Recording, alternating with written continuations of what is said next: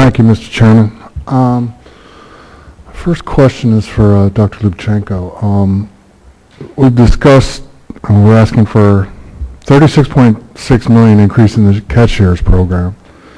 But the President's budget request also calls for a transfer of $1.4 million from the Fisheries Research Management program into catch shares, and also $6 million from the cooperative research to the national catch shares. And we've only had 3 new catch shares programs been implemented since 2009. What is the intent of flooding the catch shares program with all this money? If you don't mind, Mr. Runyan, I'll address do fine. that. Yes. Thank you. So just to provide some background on the catch share line item, as you indicated, one of the benefits of catch share-based program are significant new observer collection of data, or observer-based collection of data at sea. So it certainly is, there was a shift when this line was first created of cooperative research dollars into that line, into that catch share line of approximately $4 million. It did not necessarily reflect, it didn't reflect a change in the purpose of that funding. It did reflect the premise that observer-based data and dockside monitor data associated with catch shares program does feed into the kind of data needed to set appropriate catch limits and update those catch limits over time.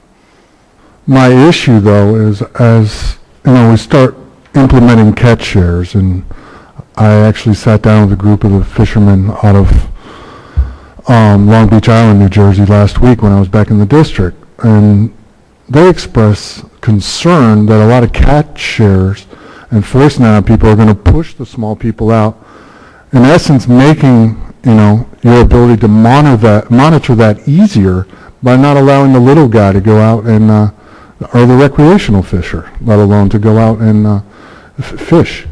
So thank you.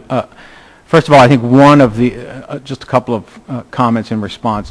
One of the key elements, benefits of catch shares is that regardless of the type of fisherman, it provides for that fisherman more opportunity and flexibility to fish a dedicated share of an annual quota. There are and have been concerns in a number of fisheries that as catch share programs are designed, they be designed in such a way as to protect the interest of small communities, remote communities, and in the case of a number of fisheries, small boat fishermen. We have expressed a preference to have the councils, when they develop their management programs, look at catch shares as a potential option to be utilized. We have not at all mandated catch share implementation, nor have we necessarily expressed catch shares as a panacea to address all of our fishery management challenges. But in the place where catch shares have been implemented, including some of the programs you mentioned over the last few years, they have been designed by fishery management councils that include the engagement of fishermen at the local level, and appropriate provisions are designed in to protect against the kind of concerns that you articulate. It's just alarming with the amount of money being moved into those type of programs that many people in my district disagree with.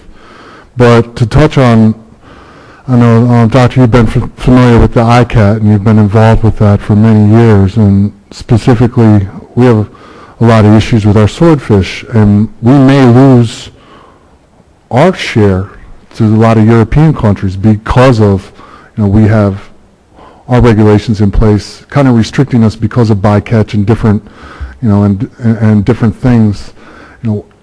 How are we going to be able to, protect our fishermen, enable them to actually fish for swordfish, but if we lose our share to Europe, they're not so concerned about the bycatch and that kind of issue. So how are we going to address this? Congressman, we worked very diligently this year at ICAT to protect the interests of our fishermen and to have other nations who fish, in this case in the Atlantic, abide by similar kinds of bycatch reduction strategies. And we were successful in accomplishing some of that. There's more work to be done. I think it's important to also note that we did preclude some bad things from happening to our fishermen. There were some attempts to take away some of our quota, which did not happen. And I think that I just want to emphasize that we were working together with and on behalf of our fishermen at the ICAT meetings. Well, thank you, because you lose that quota, it's even harder to get back. So my time has expired. Thank you, Mr. Chairman.